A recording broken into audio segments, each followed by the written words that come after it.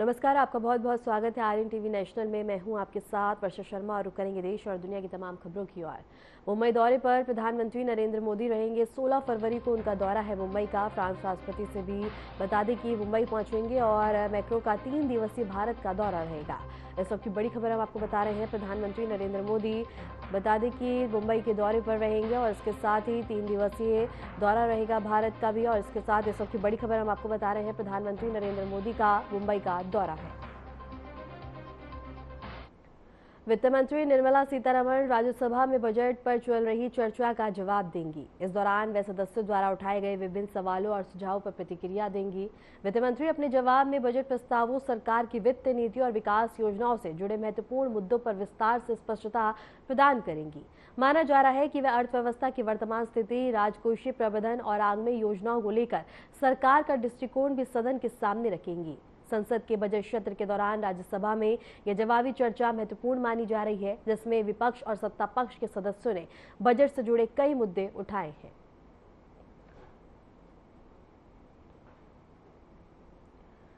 हरियाणा के मुख्यमंत्री नायब सिंह सैनी की अध्यक्षता में नगर और ग्राम नियोजन विभाग की राज्य स्तरीय समिति की बैठक आयोजित की गई, जिसमें जिला पानीपत के अंतर्गत आने वाली बहौली क्षेत्र के विकास नियोजन पर विचार विमर्श कर स्वीकृति प्रदान की गई है। बैठक में मुख्यमंत्री के मुख्य प्रधान सचिव राजेश खुल्लर, अतिरिक्त मुख्य सचिव डॉक्टर सुमिता मिश्रा और राजशेखर वंड्रू और AK सिंह, अनुराग अग्रवाल, उद्योग और वाणिज्य विभाग के आयुक्त एवं सचिव डॉक्टर अमित अग्रवाल, अतिरिक्त प्रधान सचिव डॉक्टर साकेत कुमार और नगर ग्राम नियोजन विभाग के निदेशक अमित खत्री सहित विभिन्न विभागों के वरिष्ठ अधिकारी उपस्थित रहे। उपायुक्त पानीपत और करनाल ने वीडियो कॉन्फ्रेंसिंग के माध्यम से बैठक में भाग लिया है।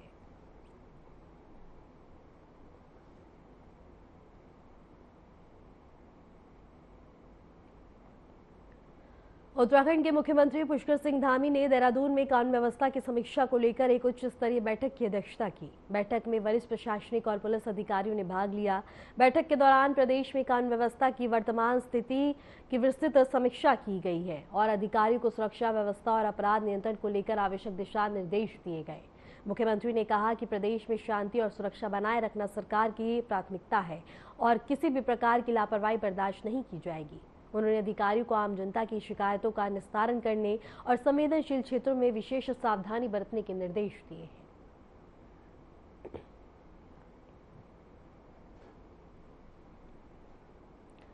मध्य प्रदेश के मुख्यमंत्री मोहन यादव ने उज्जैन में 4 दिवसीय वन मेला का भव्य उद्घाटन किया। इस अवसर पर मुख्यमंत्री ने बताया कि पहले यह मेला भोपाल में आयोजित किया जाता था, लेकिन अब इसे राज्य के अन्य हिस्सों में भी आयोजित करने का निर्णय लिया गया। मुख्यमंत्री ने कहा कि वन मेला का उद्देश्य लोगों को पर्यावरण संरक्षण और वनों के महत्व के प्रति जागरूक करना है। उन्होंने कहा कि इस मेले में वन विभाग की विभिन्न परियोजनाओं और पौधों और पर्यावरण संरक्षण से जुड़ी गतिविधियों को प्रदर्शित किया जाएगा। उद्घाटन समारोह में अधिकारी, कर्मचारी, स्थानीय नागरिक उपस्थित रहे। मुख्यमंत्री ने लोगों से इस मेले में सक्रिय भागीदारी करने और पर्यावरण संरक्षण के संदेश को आगे बढ़ाने का आह्वान किया है।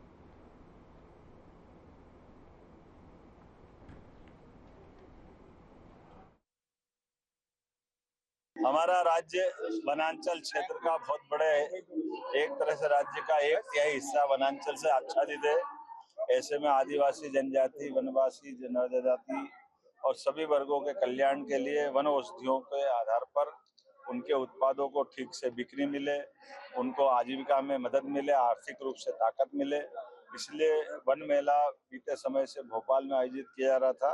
अब इसको बाकी राज्य के हिस्सों में भी लगाने का निर्णय किया है। इसलिए महाशिवरात्रि के पावन पर्व पर उज्जैन में बहुत बड़ा एक तरह से यात्रियों का एक मेला लगता है। बड़ी संख्या में विक्रमोत्सव के दरमियान भी यहाँ कई प्रकार के आयोजन होते हैं। ऐसे में वन औषधियों का 4 दिन का मेला 12 से लेकर 16 फरवरी तक दशहरा मैदान पर लगाया जा रहा है, जहाँ हमारी एक तरफ वन औषधियाँ भी है, इसी प्रकार से औषधियों के साथ वन उत्पाद भी यहाँ प्रदर्शित किए जा रहा है। शहद के भी विविध प्रकार के अलग अलग क्वालिटी के साथ स्टॉल, अलग अलग स्वयं सहायता समूह और कई हमारे आदिवासी अंचल के भाइयों बहनों द्वारा प्रदर्शित किए जा रहे हैं। बांस के अद्भुत खिलौने और खिलौनों के साथ साथ लकड़ी के विभिन्न प्रकार के खिलौनों के साथ अपने दैनिक उपयोग के सोफा सेट, डाइनिंग सेट, अलग अलग प्रकार के फर्नीचर, ये कई रचनाएं देख करके मन खुश हो जाता है और वो केवल यहीं मिलेगा। मैं आज के इस अवसर पर इतना ही बोलना चाहूंगा कि हमारे अपने उज्जैन और उज्जैन आने वाले सभी यात्रियों के लिए ये 4 दिन का समय अद्भुत रहने वाला है। मेरी अपनी ओर से फॉरेस्ट डिपार्टमेंट के माननीय मंत्री दिलीप अहिरवार जी, साथ में माननीय विधायक रंजन कालूहड़ा जी, माननीय विधायक सतीश मालवीय जी, माननीय विधायक जितेंद्र पंड्या जी, हमारे सभी मंच पर उपस्थित अतिथियों के सहित हमने उद्घाटन भी किया, अलग अलग प्रकार के आनंद भी लिए। और आपके माध्यम से अपील करना चाहता हूँ कि आइए हमारे आदिवासी अंचल भाई बहनों की आजीविका बढ़ाने के लिए और इन वन औषधियों की जो लाभ मिल सकते हैं, यहाँ पर अलग अलग प्रकार के वैद्य भी बैठेंगे, आयुर्वेद की दवाइयों से जुड़े हुए चिकित्सक भी बैठेंगे, मरीजों की जांच भी करेंगे, जिस प्रकार का उपचार दे सकते हो उपचार देने की निःशुल्क व्यवस्था भी की गई है। इसका समूचा आप सब लाभ उठाएं, इसी अपील के साथ मेरी अपनी बधाई। तो वहीं मध्य प्रदेश के मुख्यमंत्री मोहन यादव ने उज्जैन में कहा कि यह परंपरा पिछले 20 वर्षों से लगातार चल रही है और गंगा दशहरा तक जारी रहेगी। उन्होंने बताया कि महाकाल शहर में शिवरात्रि के अवसर पर आज से लंबी श्रृंखला में विभिन्न कार्यक्रम आयोजित किए जाएंगे। मुख्यमंत्री ने कहा कि इन कार्यक्रमों का उद्देश्य श्रद्धालुओं को आध्यात्मिक अनुभव प्रदान करना और सांस्कृतिक परंपराओं को बढ़ावा देना है। उन्होंने शहरवासियों और श्रद्धालुओं से इन आयोजन में भाग लेने और धार्मिक अनुशासन का पालन करने का आग्रह किया। का आनंद तो हर साल 20 साल से उज्जैन में हम लेते आए हैं और विक्रम उत्सव से लेकर गंगा दशमी तक का एक लंबा अलग अलग कार्यक्रमों का सिलसिला यहाँ से प्रारंभ हुआ। शिवरात्रि के अवसर पर बाबा महाकाल की नगरी से सम्राट विक्रमादित्य का 2000 साल पुराना गौरवशाली अतीत जो शासन के सभी सूत्रों के साथ आज भी लोगों के दिल में जीवित है। जब न्याय की बात हो, दानशीलता की बात हो, धर्म के आधार पर अपने जीवन की पद्धति की बात हो, वीरता की बात हो, गंभीरता की बात हो, जीवन के हर क्षेत्र में पराक्रम और पुरुषार्थ लेकर के एक ऐसा सम्राट विक्रमादित्य अपने जीवन काल में 2000 साल पहले शासन चलाते हैं, जिनको दुनिया आज भी उनके शासन के सूत्रों के बलबूते पर दुनिया के सर्वश्रेष्ठ शासनकर्ताओं में से मानते हैं। भगवान राम के काल को विक्रमादित्य के काल से तुलना करके हर काल में परवर्ती राजाओं ने विक्रमादित्य के समान सुशासन की कल्पनाएं की है। मैं उम्मीद करता हूं कि विक्रमादित्य के विक्रमोत्सव के दरमियान होने वाले कार्यक्रमों से हमारी सनातन संस्कृति की गौरवशाली विरासत से भी लोग परिचित होंगे और विक्रम की नगरी से आकर के जुड़ने का एहसास रहेगा। उत्तर प्रदेश के मुख्यमंत्री योगी आदित्यनाथ ने राज्य के बजट को लेकर प्रेस वार्ता करते हुए कहा है कि इस वर्ष 9,12,600 करोड़ रुपए का बजट पेश किया गया, जो देश की सबसे बड़ी आबादी वाले राज्य का सबसे बड़ा बजट है। उन्होंने कहा कि यह बजट किसानों, युवाओं और महिलाओं को केंद्र में रखकर तैयार किया गया है और इसमें हर वर्ग के विकास का विशेष ध्यान रखा गया है। आपने देखा होगा कि 9 वर्ष में 3 गुना से अधिक उत्तर प्रदेश का यह बजट बढ़ा है, यानी 9,12,000 करोड़ रुपए से अधिक का अब उत्तर प्रदेश की सबसे बड़ी आबादी का यह बजट आज उत्तर प्रदेश के विधानमंडल में प्रस्तुत हुआ है। और अगर बजट की मैं थीम कहूं तो यह सुरक्षित नारी, सक्षम युवा, खुशहाल किसान और रात को काम, तकनीकी निवेश से समृद्ध होता उत्तर प्रदेश के लिए समर्पित यह बजट 9 वर्ष के नवनिर्माण की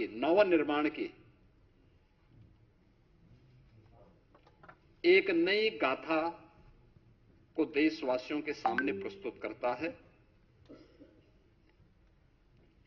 बजट की जो हाइलाइट्स हैं, जो आपने देखा है, इसमें 43,565 करोड़ रुपए से अधिक की धनराशि केवल नई योजनाओं के लिए इस बजट में उसमें प्रस्तावित की गई है। दूसरा, 2 लाख करोड़ रुपए से अधिक की राशि कैपिटल एक्सपेंडिचर के लिए है। यानी ये परिसंपत्तियों के नवनिर्माण में, इंफ्रास्ट्रक्चर के डेवलपमेंट में और इकोनॉमी की यानी अर्थव्यवस्था को सुदृढ़ीकरण करने में इसकी बड़ी भूमिका होती है और यहीं से रोजगार का सृजन भी होता है। ये रोजगार सृजन में भी एक बड़ी भूमिका का निर्वहन करता है। ये बजट का मुख्य हाइलाइट्स है। City economic zone SCR, Kashi Mirzapur economic zone, Prayagraj Chitrakoot economic zone, Kanpur Jhansi economic zone, ये क्लस्टर डेवलप करने की एक नई कार्रवाई को आगे बढ़ाने के लिए भी बजट में प्रावधान किया गया है। और ईज ऑफ डूइंग बिजनेस के बाद जन विश्वास सिद्धांत, देखिए बहुत महत्वपूर्ण बात है यह जन विश्वास सिद्धांत, ईज ऑफ डूइंग बिजनेस। हम 17 में जब आए थे, यूपी का ईज ऑफ डूइंग बिजनेस में जो रैंकिंग थी वह लगभग 13-14 पे रैंकिंग थी हमारी। हम लोगों ने पहले 3 वर्ष के अंदर इसको नंबर 2 पर लाने में सफलता प्राप्त की। फिर यूपी ने चीफ अचीवर स्टेट के रूप में अपने आप को स्थापित किया।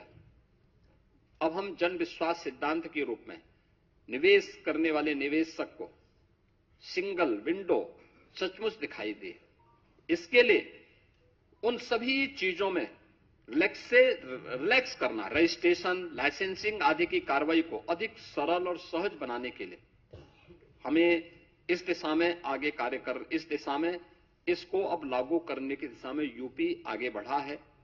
बजट में देखा होगा, बजट भाषण जब वित्त मंत्री जी पढ़ रहे थे तो उस समय भी आपने इस बात को गौर किया होगा कि बजट में जो हमारी FRBM की सीमा है, यानी पिछले 9 वर्ष में ये हमारी सरकार का 10वां बजट है और पहली बार हुआ है जब किसी मुख्यमंत्री को 10वां बजट प्रस्तुत करने का अवसर प्राप्त हुआ है यूपी जैसे राज्य में। इससे पहले कभी नहीं हुआ। दूसरा है कि इन 9 वर्षों में एक भी टैक्स नहीं लगाया गया।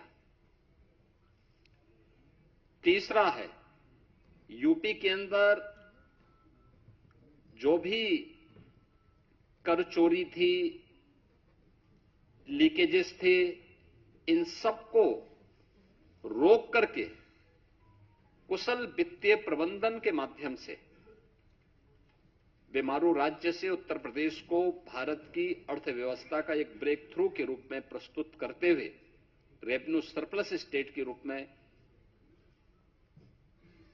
प्रस्तुत करने में सफलता प्राप्त हुई है। 2017 में जिस राज्य में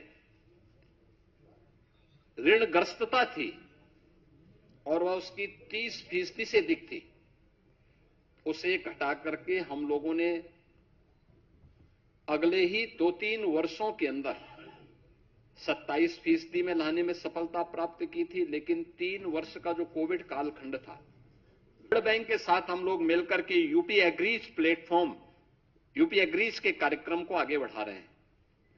हम लोगों ने इसके विस्तार की व्यवस्था भी की है और इसको AI टूल्स के साथ जोड़ने की, यानी आर्टिफिशियल इंटेलिजेंस का उपयोग यहां पे कैसे हम कर सकते हैं, इसके बारे में भी एक बड़ी घोषणा इसमें की गई है। विश्व की सबसे बड़ी अन्न भंडारण योजना, इसमें उत्तर प्रदेश में इस बार हम लोगों ने बजट में 2 लाख मीट्रिक टन अतिरिक्त खाद्यान्न भंडारण की क्षमता विकसित करने का टारगेट भी तय किया है। यानी स्टॉक, यहां पे प्रदेश के अंदर वेयर हाउसिंग का निर्माण हो, बड़े बड़े गोदाम बने, इसके लिए विशेष सब्सिडी की व्यवस्था, इसके लिए हमारी पहले से पॉलिसी है। उस पॉलिसी के दायरे में जो भी निवेश करना चाहेगा उसको हम प्रोत्साहित करेंगे और ये इस भी स्कीम हम लोगों ने दी है। इसके अलावा पशुओं को बीमा सुरक्षा देने के उद्देश्य से मुख्यमंत्री जोखिम प्रबंधन और पशुधन बीमा योजना में भी हम लोगों ने एक प्रावधान किया है जिसमें 85% तक जो प्रीमियम होगी वह सरकार देगी और सरकार ने उसके लिए व्यवस्था की है। प्रदेश में मछुआरों को बेहतर मूल्य दिलाने के लिए state of art wholesale fish मंडी और फिश प्रोसेसिंग सेंटर के लिए भी धनराशि की व्यवस्था स्टेट में की है। लैंडलॉक्ड स्टेट में यूपी की प्रगति इस दिशा में देश के अंदर अग्रणी राज्यों में है और इस दिशा में उस जो कार्य करने की संभावनाएं हैं, इसमें वर्ल्ड फिशरीज प्रोजेक्ट सेंटर की स्थापना का भी एक बड़े कार्यक्रम को हम आगे बढ़ा रहे हैं, जिसको एक सेंटर ऑफ एक्सीलेंस के रूप में विकसित करने की कार्रवाई को भी व्यवस्था की है। उत्तर प्रदेश के वित्त मंत्री सुरेश खन्ना ने नए बजट में विकसित और कल्याण योजनाओं के लिए भारी निवेश का ऐलान किया। बजट में आयुष योजना के लिए 27,000 करोड़, आयुष्मान भारत योजना के तहत माटी कला के लिए 13 करोड़ रुपए की व्यवस्था की है। तकनीकी विकास को बढ़ावा देने के लिए AI योजना के लिए 225 करोड़ प्रस्तावित है। वहीं सड़क और परिवहन के क्षेत्र में फ्लाईओवर निर्माण के लिए भी 34,000 करोड़ और सड़क चौड़ीकरण के लिए भी 3,700 करोड़ रुपए की व्यवस्था की गई है। श्री राम जन्मभूमि मंदिर अयोध्या धाम तक पहुंच मार्ग परियोजना के अंतर्गत श्री राम जन्मभूमि मंदिर अयोध्या धाम मुख्य पहुंच मार्ग रामपथ का निर्माण कार्य पूर्ण होने वाला है। जमधरा में प्रस्तावित वैदिक वेलनेस सिटी से श्री राम जन्मभूमि मंदिर पहुंच मार्ग के उच्चीकरण का कार्य कराया जा रहा है। काशी में वैदिक विज्ञान केंद्र के प्रथम एवं द्वितीय चरण का कार्य पूर्ण कर पठन पाठन का कार्य प्रारंभ हो गया है। जनपद मिर्जापुर के त्रिकोणीय क्षेत्र माँ विंध्यवासिनी मंदिर, माँ अष्टभुजा मंदिर, माँ काली खोह मंदिर के परिक्रमा पथ एवं जन सुविधा स्थलों को विकसित किए जाने हेतु 200 करोड़ रुपए की व्यवस्था प्रस्तावित है। जनोपयोगी संरक्षित मंदिरों के जीर्णोद्धार एवं पुनर्निर्माण हेतु 100 करोड़ रुपए की व्यवस्था प्रस्तावित है।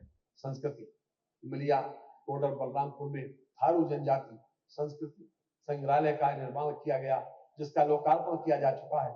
रामनगर वाराणसी में पूर्व प्रधानमंत्री स्वर्गीय लाल बहादुर शास्त्री के पैतृक निवास पर संग्रहालय स्थापित कर आम जनता के लिए लोकार्पित किया जा चुका है। भारत रत्न माननीय अटल बिहारी वाजपेयी जी के पैतृक गांव बटेश्वर में सांस्कृतिक संकुल का निर्माण पूर्ण कर लोकार्पित किया जा चुका है। भारत रत्न डॉक्टर बाबा साहब भीमराव अम्बेडकर स्मारक एवं सांस्कृतिक केंद्र का निर्माण ऐशबाग लखनऊ में कराया जा रहा है।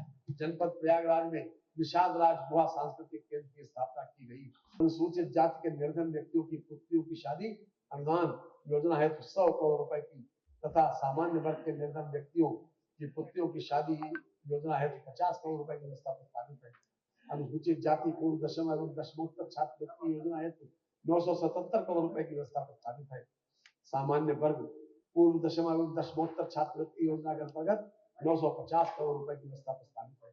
जनजाति विकास प्रधानमंत्री जनजातीय आदिवासी न्याय महाअभियान PM जनमन के अंतर्गत विशेष रूप से कमजोर जनजातीय समूहों का समग्र विकास किया जा रहा है। धरती आबा जनजातीय ग्राम उत्कर्ष अभियान का शुभारंभ माननीय प्रधानमंत्री जी द्वारा दिनांक 2 अक्टूबर 2024 को किया गया।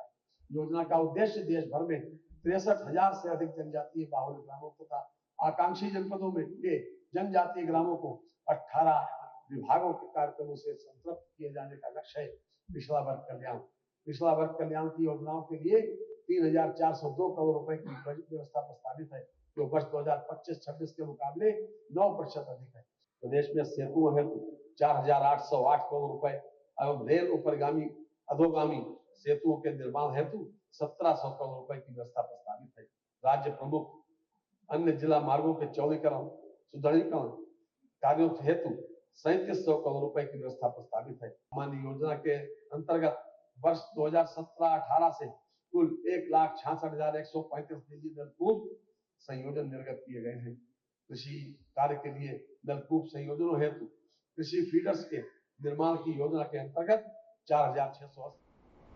बीजेपी के राष्ट्रीय अध्यक्ष नितिन नवीन को आज 3 दिन की वर्कशॉप के शुभारंभ के अवसर पर सम्मानित किया गया। इस अवसर पर केरल के 115 मेंबर काउंसलरों का डेलीगेशन भी बीजेपी हेडक्वार्टर में उपस्थित था। इस डेलीगेशन का नेतृत्व त्रिपुरम के मेयर VV राजेश ने किया। उन्होंने कार्यक्रम की प्रशंसा करते हुए कहा कि इस तरह की वर्कशॉप नेताओं और काउंसलर को अनुभव साझा करने और स्थानीय प्रशासन की चुनौतियों को समझने का अवसर प्रदान करती है। कार्यक्रम में बीजेपी के वरिष्ठ नेता और अधिकारियों की भी मौजूदगी रही। होगी। इस वर्कशॉप का उद्देश्य संगठनात्मक रणनीतियों, नेतृत्व क्षमता और जनसेवा के तरीकों को साझा करना बताया।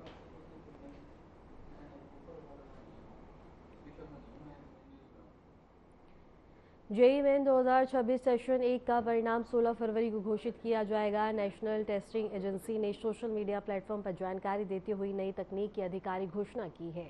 एनटीए के अनुसार परिणाम तैयार करने की प्रक्रिया अंतिम चरण में है और निर्धारित नई तारीख पर उम्मीदवार आधिकारिक वेबसाइट पर अपना रिजल्ट देख सकेंगे। परिणाम जारी होने के बाद अभ्यर्थी अपने आवेदन नंबर और जन्म तिथि के माध्यम से स्कोर डाउनलोड कर पाएंगे और देश भर के लाखों परीक्षार्थी इस परिणाम का इंतजार कर रहे हैं, क्योंकि इसी के आधार पर उन्हें देश के विभिन्न इंजीनियरिंग संस्थानों में प्रवेश की प्रक्रिया आगे बढ़ानी होगी।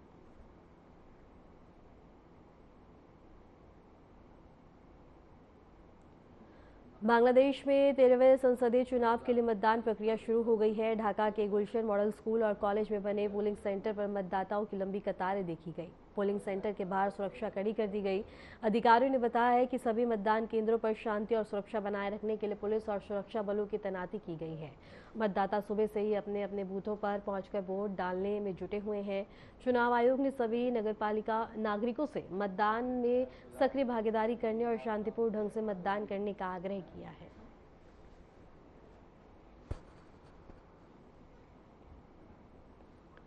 Meerut Delhi rapid rail corridor का मेरठ सेक्शन 22 फरवरी से शुरू होने जा रहा है। प्रधानमंत्री नरेंद्र मोदी इस परियोजना का उद्घाटन करेंगे। इस अवसर पर उत्तर प्रदेश के मुख्यमंत्री योगी आदित्यनाथ भी मौजूद रहेंगे और प्रधानमंत्री एक जनसभा को भी संबोधित करेंगे, जिसके लिए बता दें कि न्यू टाउनशिप स्थल चुना गया है।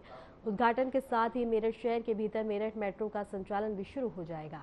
इसके बाद यात्री मेरठ से दिल्ली के अशोकनगर तक रैपिड रेल से यात्रा कर सकेंगे और आगे दिल्ली गुरुग्राम के लिए मेट्रो सेवा का उपयोग कर पाएंगे। वर्तमान में नमो भारत ट्रेन मेरठ साउथ से दिल्ली के न्यू अशोकनगर स्टेशन तक संचालित हो रही है, जबकि आगे सराय कालेखा और मेरठ के अन्य स्टेशनों पर भी सेवा शुरू की जाएगी। बता दें कि कॉरिडोर में मेरठ के 23 किलोमीटर हिस्से पर मेट्रो भी इसी ट्रैक पर संचालित होगी, जहां मेट्रो सभी 13 स्टेशनों पर रुकेगी। नमो भारत ट्रेन की अधिकतम गति 160 किलोमीटर प्रति घंटा और मेरठ मेट्रो की अधिकतम गति 120 किलोमीटर प्रति घंटा निर्धारित की गई है। और अधिकारियों और जिला प्रशासन ने मेरठ साउथ से शताब्दी नगर स्टेशन तक निरीक्षण कर व्यवस्थाओं का जायजा लिया। परियोजना से मेरठ और दिल्ली के बीच आवागमन तेज और सुगम होने की उम्मीद है।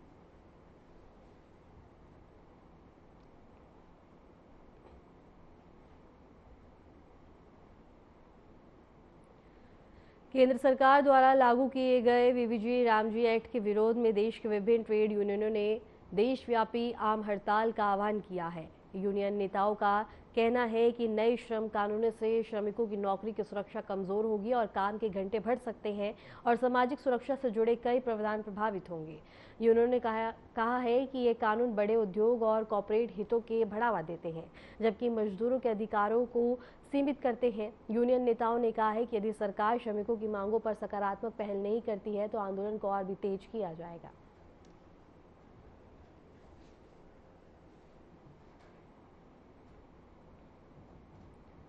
फिलहाल के लिए खबरों में इतना ही और ऐसे ही देश और दुनिया की तमाम खबरों को जानने के लिए देखते रहिए RNTV नेशनल।